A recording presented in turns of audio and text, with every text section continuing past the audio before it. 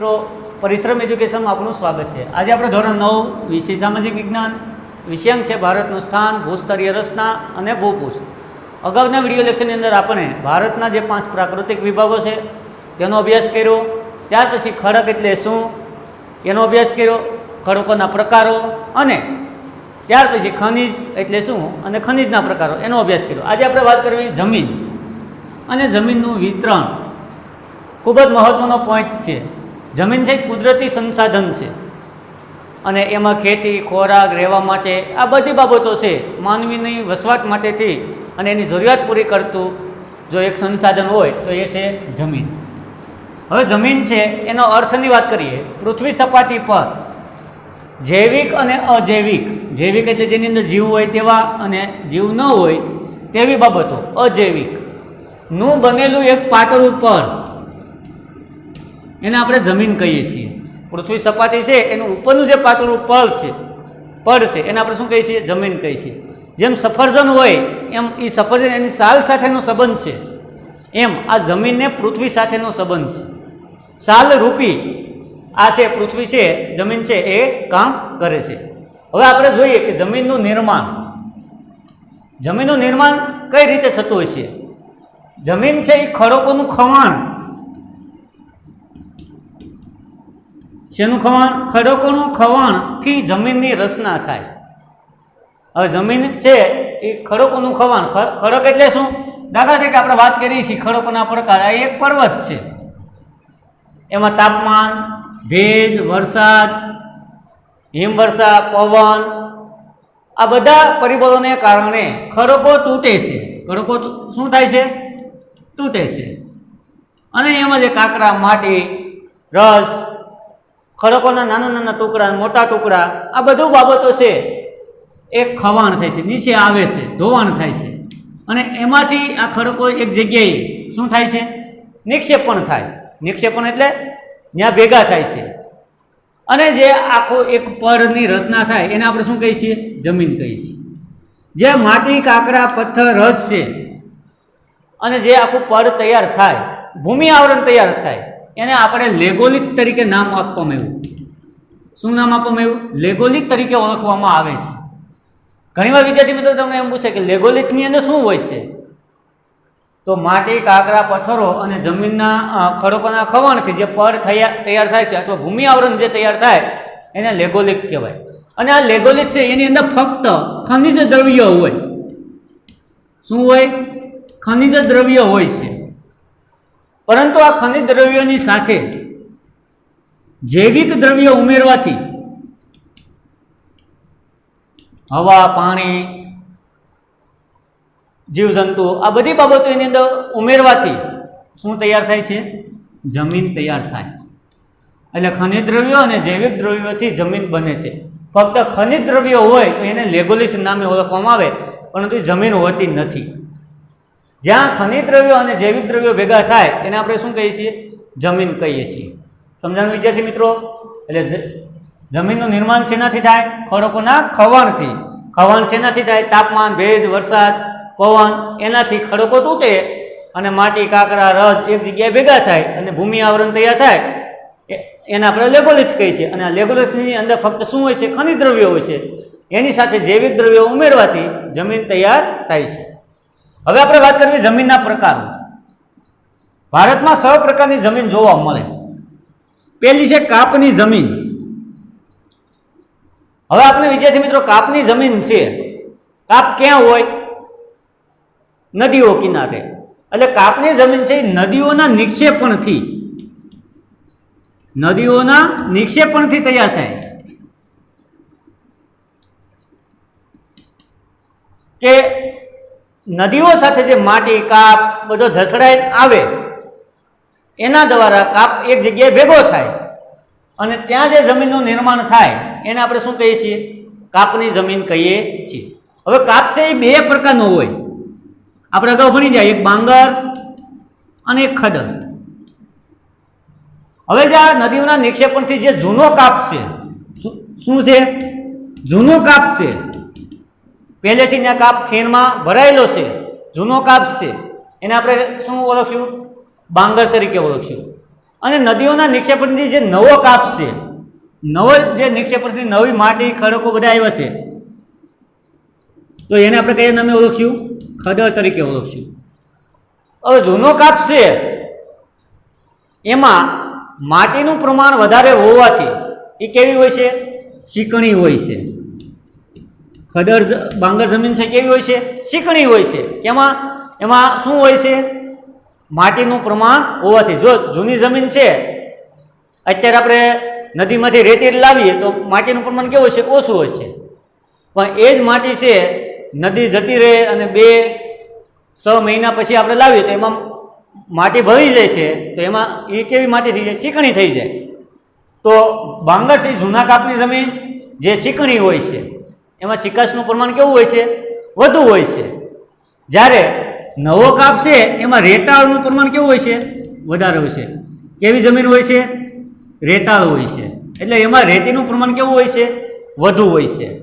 એટલે 2 પ્રકારની જમીન છે, કાપની, ખડર અને બાંગર. જૂનો કાપ ધરાવતી જમીનને બાંગર, નવો કાપ ધરાવતી નદીને ખડર કહે છે. આ બંને નદીઓના નિક્ષેપણથી બનેલી જમીન છે. જ્યાં નદીઓ સમુદ્રને મળે છે અને ત્યાં જે ત્રિકોણ આકારના મેદાનની રચના કરે, જેને મુખ ત્રિકોણ પ્રદેશ કહેવાય, ત્યાં જમીન પથરાય. જ્યાં પાણીનો પ્રવાહ ધીમો પડે છે ત્યાં જમીન પથરાય છે અને ત્યાં આ જમીન તૈયાર થાય છે. આપણા દેશમાં મોટા ભાગના વિસ્તારોમાં આ પ્રકારની જમીન આવેલી છે. આ જમીન છે એ ફળદ્રુપ છે, ઉપજાઉ છે, સારો એવો પાક લઈ શકાય છે એવી જમીન છે. મોટા પ્રમાણમાં આવેલી છે અને ઉપજાઉ છે. એટલા માટે જ ઉત્તર પ્રદેશ, બિહાર, પશ્ચિમ બંગાળ વગેરે જેવા રાજ્યોની અંદર આ પ્રકારની જમીન આવેલી છે, કાપની જમીન આવેલી છે. કાપની જમીન છે એ જુદી જુદી જગ્યાએ એની ભિન્નતા જોવા મળે.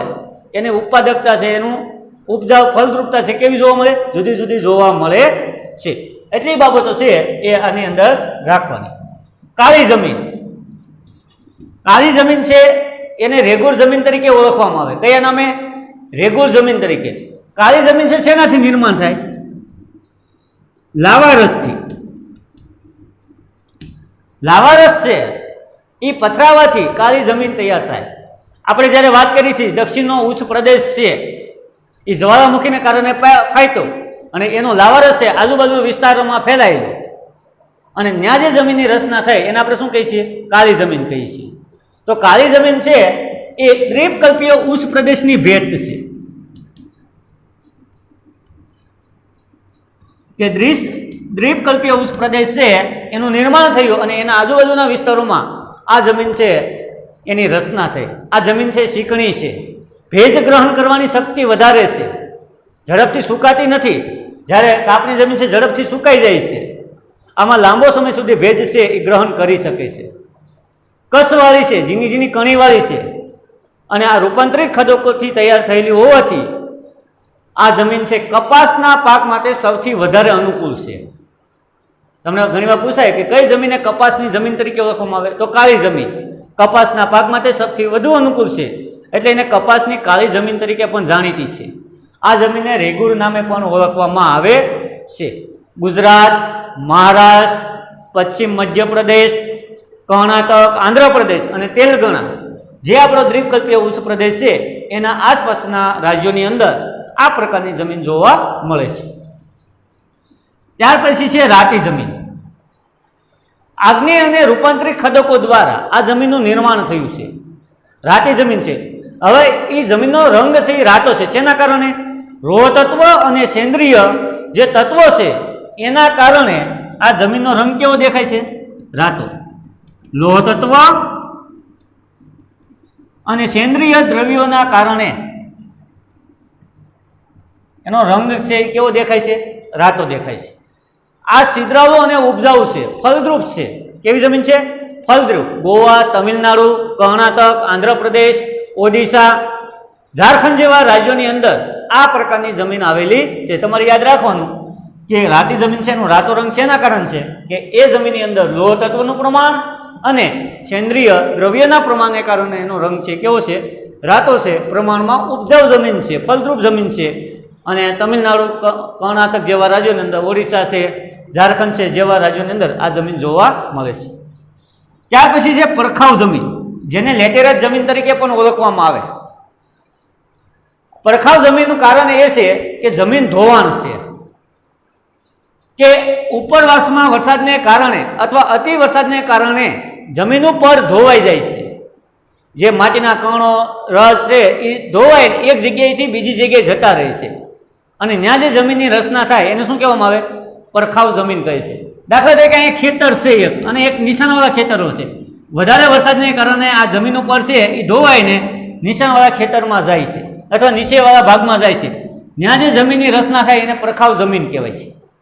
એટલે આ જમીન છે એ જેના કારણે તીવ્ર ધોવાણના પરિણામે એની રચના થાય છે. વધારે વરસાદના કારણે પોષક તત્વો ધોવાઈને નીચેના સ્તરમાં ઉતરે છે, અને ત્યાં જે જમીનનું નિર્માણ થાય એને આ જમીન કહેવામાં આવે છે. લાલ રેતીના પથ્થરો હોય, એલ્યુમિનિયમના જેવા તત્વો હોય, અહીં જમીન રાતા રંગની હોય છે.